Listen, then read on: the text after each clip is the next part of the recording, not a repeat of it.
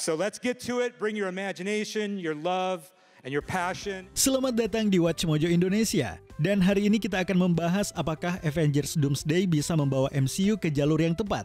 Kita juga akan menyinggung kemungkinan detail cerita, jadi anggap saja ini sebagai peringatan akan potensi spoiler. This is the fight of our lives. Sebenarnya apa itu Avengers Doomsday?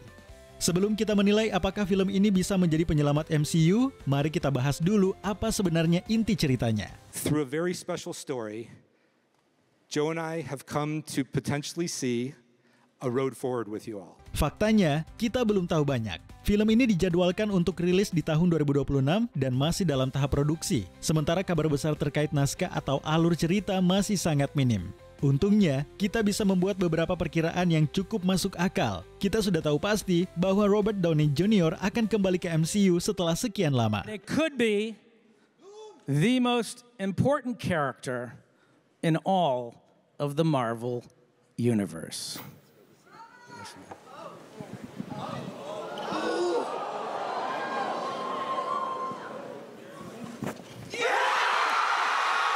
Hanya saja kali ini ia bukan lagi Iron Man, melainkan Dr. Doom. Bisa dipastikan kehadirannya akan menjadi bayangan besar di sepanjang film. Kemungkinan besar ia akan menjadi villain utama, atau setidaknya sosok misterius yang menggerakkan semuanya dari balik layar. Dan ini bukan sekedar film Avengers biasa. Untuk mengumumkan proses produksinya, Marvel merilis sebuah video yang memperlihatkan jajaran pemainnya.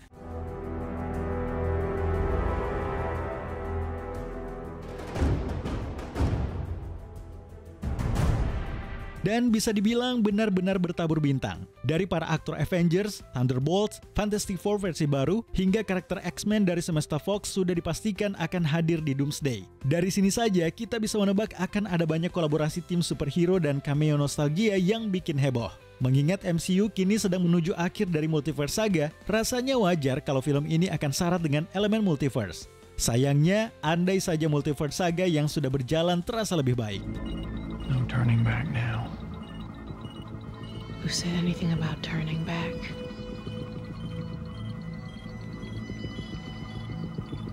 For all time.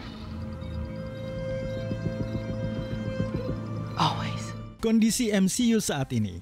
Harus diakui, MCU adalah sebuah terobosan luar biasa yang mengubah cara kita memandang superhero dalam budaya pop. You think you're the only superhero in the world? Mr. Stark, you become part of a bigger universe. You just don't know it yet. Namun pada titik tertentu, kita harus melepas kacamata nostalgia dan melihat MCU bukan dari apa yang dulu, tapi dari kondisinya sekarang. Sebuah franchise raksasa bernilai miliaran dolar yang terasa seperti berjalan di tempat sejak Endgame. I am inevitable. Kenyataannya, Multiverse Saga sejauh ini cukup berantakan. Beberapa film dan serial seperti Quantum Mania dan Secret Invasion gagal memberi kesan mendalam. Proyek lainnya pun terasa datar, menciptakan era yang kurang memuaskan. Jika ditambah dengan tren CGI yang sering bermasalah, karakter yang tidak menarik, dan penulisan yang di bawah standar, tidak heran jika basis penggemarnya mulai khawatir. Wait, so you're the one who's making all the decisions here? Padahal konsep multiverse seharusnya penuh potensi dan memikat. What do you know about the multiverse? The multiverse. Fizz had his theories. He believed it was real and dangerous. Ini bisa menjadi saga yang mengeksplorasi realitas alternatif menarik dan kemungkinan tak terbatas dalam penceritaan. Sayangnya, yang lebih sering kita dapatkan hanyalah cameo melelahkan dari aktor lama yang tidak benar-benar menambah sesuatu selain nostalgia. I'm lame compared. Like I fought a Russian guy in a rhinoceros machine. Can we rewind it back to the I'm lame part? Because you are not. Kita semua memang senang melihat 3 Spider-Man di No Way Home, tapi sampai kapan trik itu bisa terus dipakai? Dan mengapa What If, serial yang seharusnya menggali luasnya multiverse, malah berubah menjadi petualangan Captain Carter dan teman-temannya? Thanks, Cap. What are new friends for? Secara keseluruhan, saga ini terasa kehilangan arah. Padahal konektivitas adalah elemen penting dalam sebuah semesta bersama. Let's just take the L and move on. Itu semacam alasan utama mengapa konsep ini dibuat. Ya, selain untuk menghasilkan uang tentunya. Sayangnya banyak proyek terbaru yang justru terasa terpisah satu sama lain. Seolah MCU sendiri tidak tahu siapa sebenarnya musuh besar yang ingin mereka bangun. Memang, sebagian masalah ini bukan sepenuhnya kesalahan Marvel. How many did you call?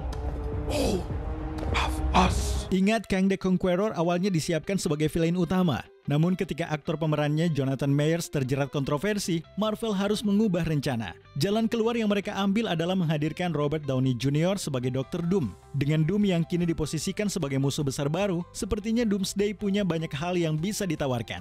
Bukan begitu? What can I tell you? I like playing complicated characters. Kelebihan dan kekurangan film ini. Memang kita belum tahu banyak tentang jalan ceritanya, tapi dari pengumuman casting terbaru bisa dipastikan film ini akan menghadirkan banyak sekali karakter. Is that everyone? Like you wanted more? Mulai dari anggota Avengers, Thunderbolts, Fantastic Four hingga X-Men. Mungkin para pahlawan ini akhirnya akan belajar bekerja sama atau justru saling berseteru.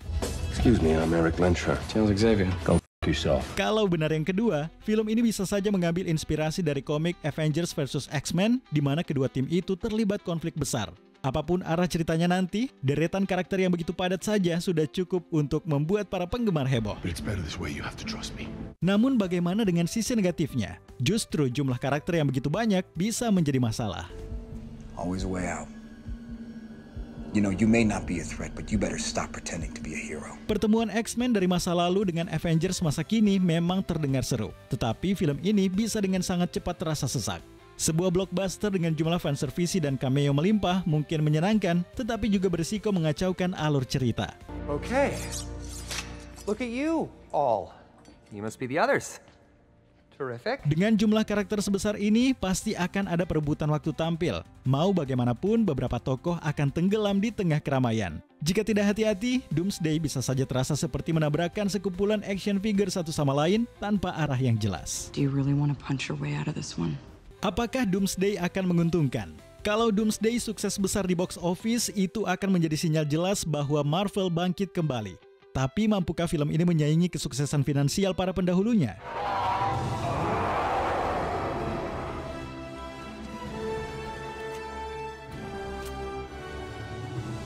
Biayanya jelas sangat tinggi. Untuk tahap praproduksi saja, laporan menyebut Marvel Studios menghabiskan sekitar $8 juta, hampir 3 kali lipat dari yang dikeluarkan untuk Quantumania.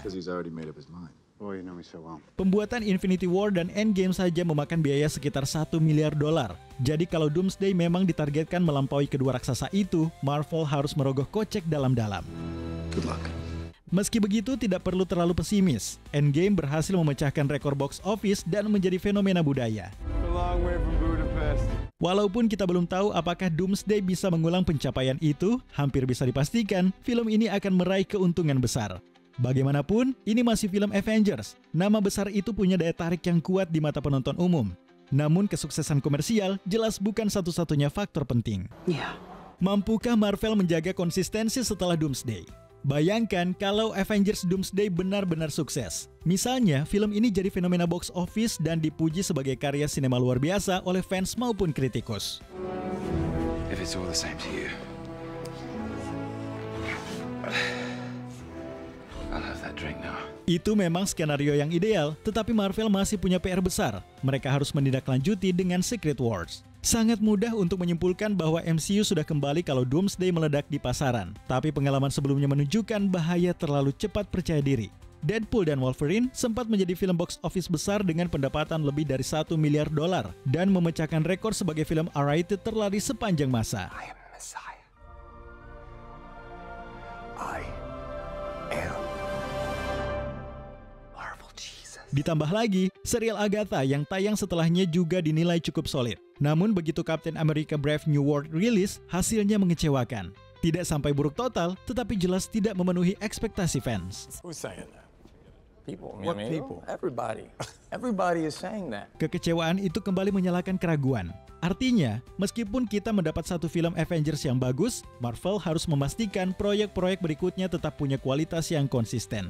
MCU terlalu besar untuk menggantungkan nasibnya hanya pada satu film. Imagine that. Sebelum kita lanjut, jangan lupa subscribe dan tekan tombol bel untuk mendapatkan notifikasi tentang video terbaru kami. Kamu bisa memilih untuk mendapatkan notifikasi secara berkala atau setiap kali kami mengupload video. Kalau kamu menggunakan handphone, pastikan untuk menyalakan notifikasi pada bagian pengaturan. Kesimpulan akhir. Apakah Avengers Doomsday akan menjadi film yang benar-benar menghidupkan kembali MCU? Mungkin tidak. Tapi tunggu dulu, jangan langsung kecewa. This is gonna end well. Alasannya, satu film saja tidak cukup untuk membangkitkan MCU sepenuhnya. Ingat, Doomsday pada dasarnya hanyalah bagian pertama dari 2 film. Artinya, Avengers Secret Wars juga harus tampil sempurna. Saga Multiverse harus ditutup dengan klimaks yang benar-benar memuaskan. Really? No. Oh, whatever. Selain itu, Marvel juga harus berani move on dari konsep multiverse. Membuat penonton kembali bersemangat dengan MCU mungkin tidak sulit, tapi menjaga semangat itu tetap hidup adalah tantangan sebenarnya. Caranya, kembali ke dasar. Tampilkan cerita yang menarik dengan pesan yang kuat, bukan sekedar mengejar tren. Singkatnya, Doomsday bisa menjadi kejutan yang membangunkan MCU dari koma. Tetapi proyek-proyek setelahnya harus tetap konsisten kalau Marvel tidak ingin kembali kehilangan arah. Was that the point of all this? A statement. A promise. Menurut kamu, apakah Doomsday bisa menyelamatkan MCU? Tulis pendapatmu di kolom komentar. The idea was to bring together a group of remarkable people. See if they could become something more. See if they could work together when we needed them to fight the battles that we never could.